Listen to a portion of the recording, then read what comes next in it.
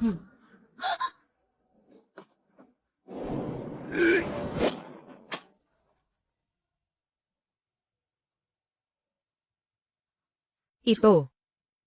Paano naging posible ito?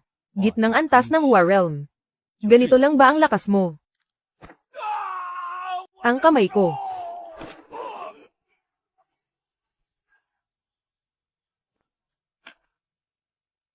Ito. Imposible talaga ito. Isa lang siyang, walang kwentang manugang. Siya. Ano ba talaga ang tinatago niya?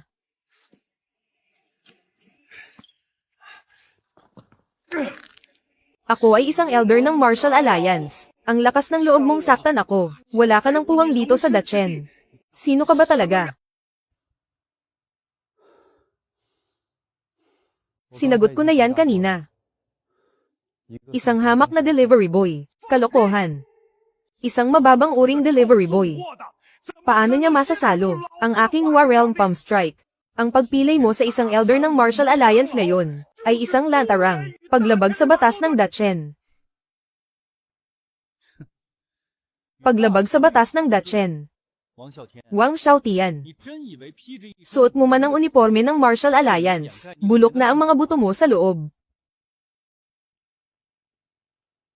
3年前 3 taon na ang nakalipas. Para makuha ang posisyon bilang Executive Elder, palihim kang nagbigay sa dating Vice Leader ng Martial Alliance ng 5 milyon. Sa nakalipas na 2 taon, ginamit mo ang iyong kapangyarihan, hindi lang para magtago ng kabit sa ibang probinsya, kundi para lustahin ang pondo ng Martial Alliance, 30 milyong pondo para takpan ang utang mo. Ikaw. Nagsasalita ka ng kalokohan. Gawa-gawa mo lang yan.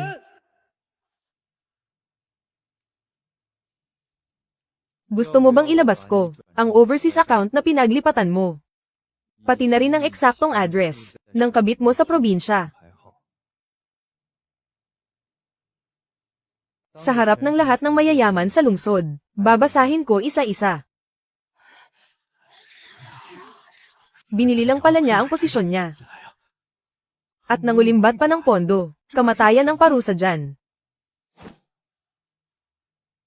Ikaw. Sino ka ba talaga?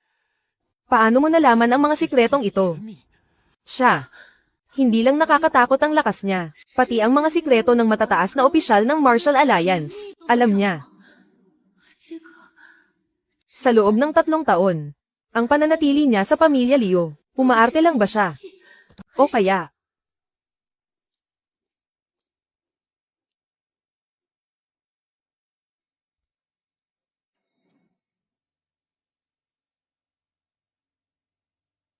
tumabi kayo, aakyat na ako, para mag-deliver.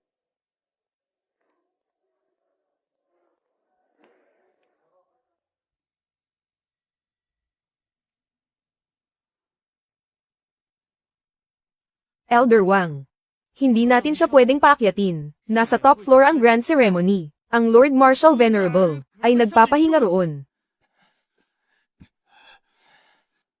Akala mo ba, gusto ko siyang paakyatin? Hindi ko alam kung paano. Nakuha ng batang ito ang kahinaan ko. Kung pipilitin ko siyang labanan ngayon, baka ako lang ang mapahamak. Tito Wang. Isa lang siyang hamak na delivery boy. Araw-araw lang siyang nagde-deliver ng mga gamit. Paano niya malalaman ang mga sikretong bank records mo? Tay. Tama si Ruizu. Ang batang yan ay isa lang. Palamunin sa pamilya Liu. Isang walang kwentang manugang sa loob ng 3 taon. Ang mga sinasabi niya, paano magiging totoo? Siguradong nakatsamba lang ang bulag na pusa sa patay na daga. Walang kwenta ang mga kalokohang sinasabi niya.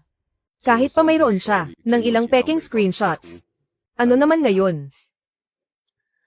Ang pag-akyat niya para makita si Lord Marshal Venerable ay paghahanap lang ng sarili niyang kamatayan. Anong ibig mong sabihin?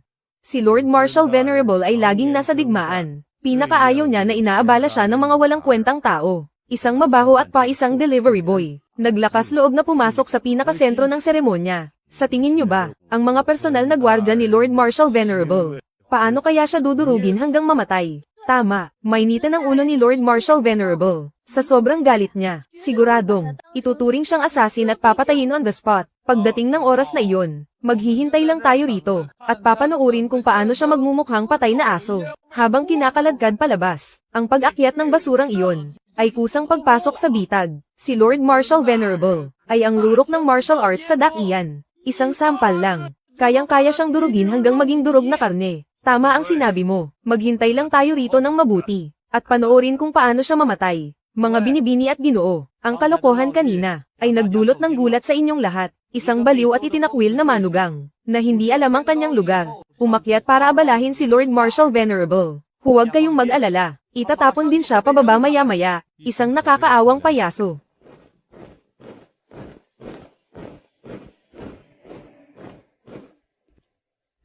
Nandito na si Lord Marshal Venerable, lumuhad ang lahat para sa malubong. Malugod naming tinatanggap si Lord Marshal Venerable. Lord Marshal Venerable, ang inyong lingkod na si Wang Xiaotian, ang Executive Elder ng Martial Alliance. Ang seremonya ng pagsuko ngayong araw, ay handa na ang lahat. Hinihintay na lang namin kayong pamunuan ito. Lord Marshal Venerable, ako po si Liu Zhenxiong, isang karangalan para sa pamilya Liu na ay host ang seremonyang ito.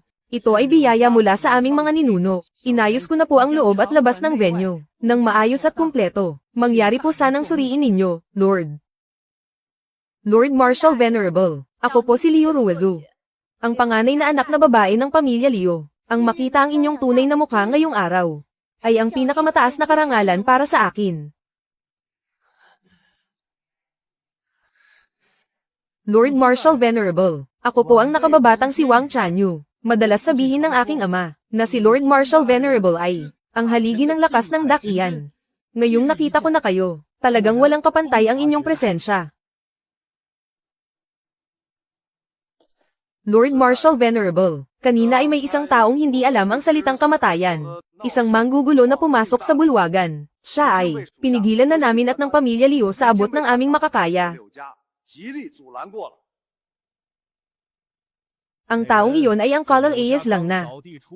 Walang kwentang manugang ng pamilya Liu. Dahil sa kanyang pagtatanim ng galit, naglakas loob siyang manggulo rito sa seremonya. Sinaktan pa niya ang mga opisyal ng aming Martial Alliance. Tama, tama, tama.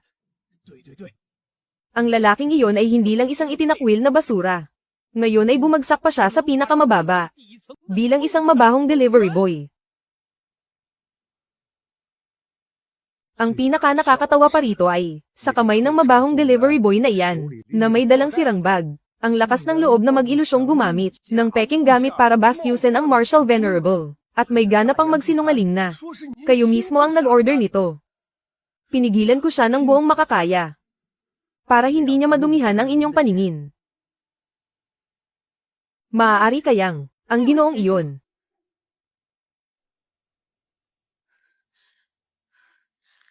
Anong sinabi mo? Isang hamak na local delivery boy. Opo, Lord Marshal Venerable. Ang basurang iyon, ay nakasuot ng kupas, at punit-punit na uniforme ng delivery, at may hawak pang napakaduming dilaw na bag. Talagang ibinababa nito, ang antas ng buong seremonya. Ang basurang iyon ay si Chu Chen. Puro kalokohan ang lumalabas sa bibig. Inutusan ko na, ang mga gwardya na turuan siya ng leksyon. Hinding-hindi ko hahayaang, maabala niya ang inyong kamahalan. Sinasabi niyo, na hindi niyo lang siya pinalibutan, kundi tinawag niyo pa siyang basura sa harap ng marami. Master. Siya. Isa lang naman siyang, hamak na delivery boy na nasa laylayan ng lipunan. Huwag mong sabihin. Lumayas kayo sa paningin ko.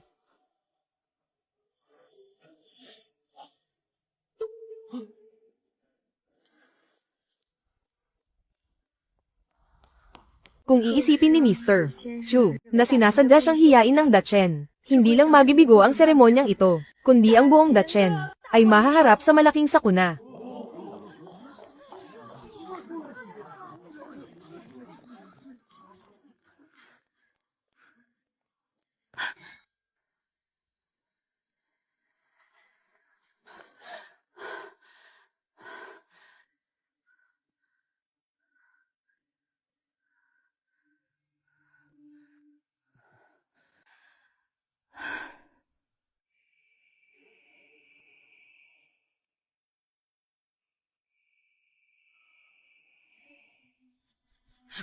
Ano?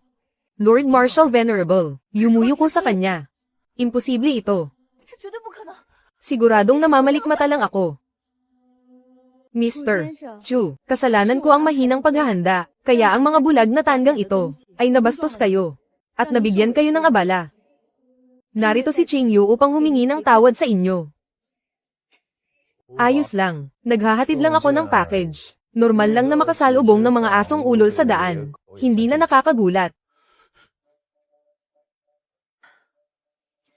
Makinig kayong mabuti at buksan ang inyong mga tainga. Ang ginoong ito na si Chu Chen, ay personal kong inimbita, akong si Ye Qingyu, bilang nag-iisang VIP na panauhin. VIP na panauhin. Lord Marshal Venerable, malinaw na isa lang siyang, palamuning manugang na nagde-deliver. Paano siyang naging? Manahimik ka, anong alam mo, Mangmang? Mukhang itong si Ye Qingyu ay mas higit pa sa inaasahan ko, na may mabuting pag-uugali. Alam niyo ba? Kung wala si Mr. Chu, hindi mangyayari ngayong araw ang seremonya ng pagsuko. Kahit ang buong Dachen Empire ay mabubura sa mundo.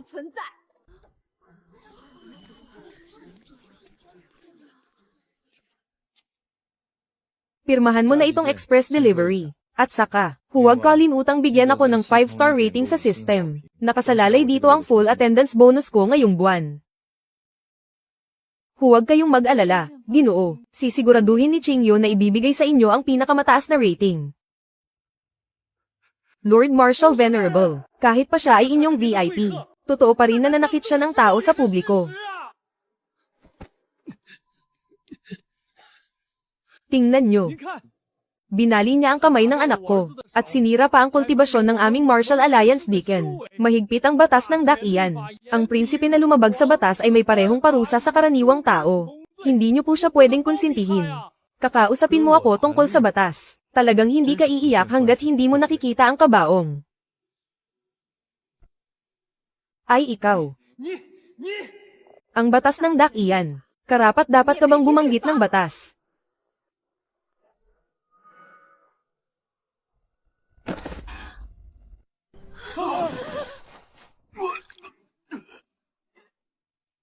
Ang batas ng Dakian ay ginawa para kontrolin ang mga karaniwang tao. Ngunit si Ginoong Chu ay nangingibabaw sa batas. Kahit patayin niya kayong lahat ngayon, kayong mga bulag na hanggal, ay nararapat lamang. Dahil siya ay ang pinakamataas sa ating Dakian. Ang Ginoong tagapagtanggol ng bayan. Ginoong tagapagtanggol ng bayan, ang maalamat na hindi yumuyuko kahit sa pinuno ng bansa, ang walang kapantay na nilalang na may pambihirang katayuan. Diyos ko! Ang Ginoong tagapagtanggol ay naging isang delivery rider lang sa Yuncheng.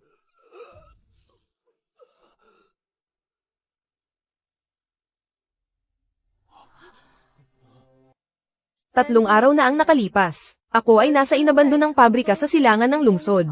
Nang tambangan ako ng 3 banal mula sa labas ng teritoryo. Nalasan ako ng malala. At nasa bingit ng kamatayan.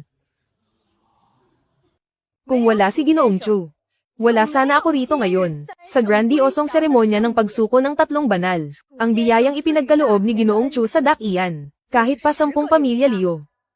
O 100 pamilya Wang, kapag pinagsama-sama, ay hindi makakabayad kahit sa 10,000 bahagi nito.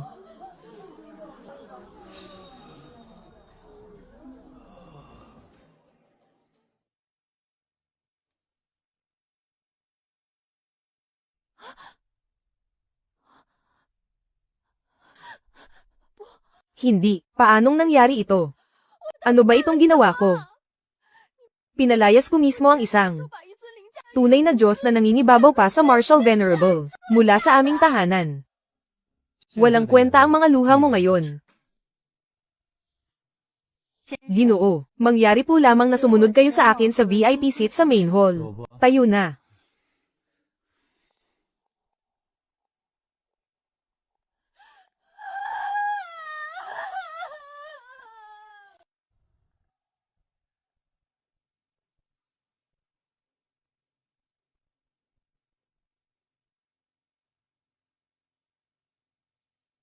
Lahat kayo. Sa seremonya ng pagsuko ngayong araw, may isang bagay na kailangan kong, sa harap ng lahat ng makapangyarihan sa lungsod, linawin ng mabuti. Liu Zhenxiong, alam mo ba kung bakit ang hamak na third-rate na pamilya Liu ninyo ay nakalampas sa hindi mabilang na top-tier na pamilya ng Yuncheng upang makuha ang inaasam-asam na karapatang mag-host ng seremonyang ito?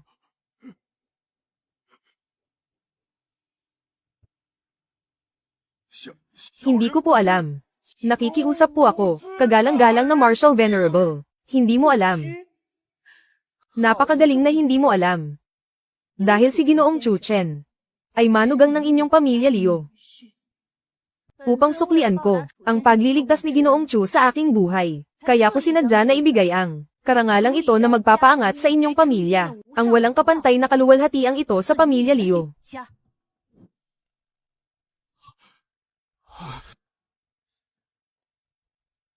Pero anong ginawa ng pamilya Liu ninyo? Ang tunay na Diyos na tagapagtanggol ng dakian ay itinuring ninyong isang walang kwentang manugang na pwede ninyong tapak-tapakan. Nandiri kayo dahil nakakahiya raw ang pagiging delivery rider niya, at pinalayas ninyo siya.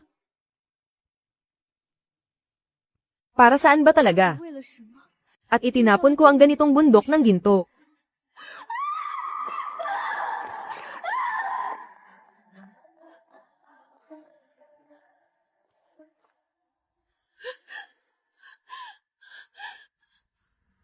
Bakit?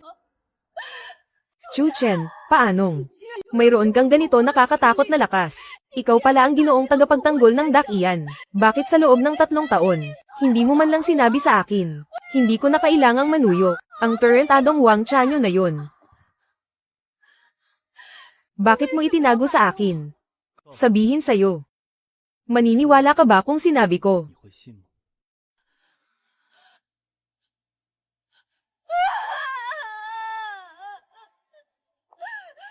Wang Xiaotian, ngayon, oras na para pagbayarin ang pamilya Wang nyo. Panginoong Marshal Venerable, parang awa nyo na, patawarin nyo ako. Talagang hindi ko po alam. Si Ginoong Chu ay ang tunay na Diyos na tagapagtanggol ng bansa. Walang kasalanan ang walang alam. Nakikiusap po ako, bigyan nyo ako ng isa pang pagkakataon. Walang kasalanan ang walang alam. Ikaw na isang kagalang-galang na opisyal ng Marshall Alliance. Inaabuso ang kapangyarihan para magparusa ng walang batayan. Tinatawag mo ba yang walang kasalanan? 3 taon na ang nakalipas. Gumamit ka ng 5 milyong maruming pera para suhulan ang mga nakatataas. Kapalit ng posisyon bilang elder ng Marshall Alliance. Noong nakaraang taon, palihim mong kinamkam ang 3 milyong pondo ng Marshall Alliance para pagtakpan ng anak mo sa mga gulong ginawa niya sa labas. Matibay ang mga ebidensya. Ipinapahayag ko, tinatanggalan mula ngayon si Wang Xiaotian ng lahat ng posisyon sa Marshall Alliance. Kinukumpiska ang lahat ng ari-arian sa ilalim ng kanyang pangalan at ilalagay sa kaban ng bayan. Si Wang Chanyo ay kasabwat sa krimen. Tinatanggalan ng lahat ng pribilehiyo sa Marshall Alliance. Hindi nyo pwedeng gawin ito sa akin. Nagbuwis ako ng dugo para sa Marshall Alliance. Umayos ka.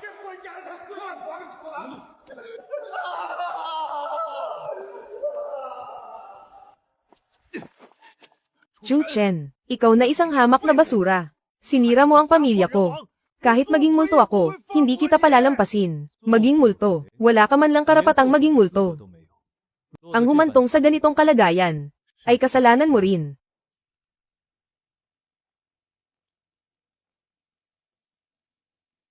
Mula ngayon, tinatanggalan ng pamilya Liu ng Yuncheng ng karapatang mag-host ng seremonya ng pagsuko. Kasabay nito, sa lahat ng kilalang pamilya sa Yuncheng, ipinapababa ang pinakamataas na utos ng pagban ng Dachen. Ipasara ang lahat ng pag-aari ng pamilya Liu, mga negosyo, tindahan, pondo, at bank accounts. Sino man mula sa pamilya Liu, ay habang buhay na pinagbabawalang tumuntong sa Marshall Alliance. Tapos na. Tapos na ang lahat. Ginoong Chu. Ginoong Chu, mabuti kong manugang. Nakikiusap ako, maawa ka sa amin. Ang pinaghirapan ng 3 henerasyon ng pamilya Liu, hindi pwedeng masira ng ganito. Alang-alang sa nakalipas na 3 taon, makiusap ka naman kay Panginoong Marshall Venerable.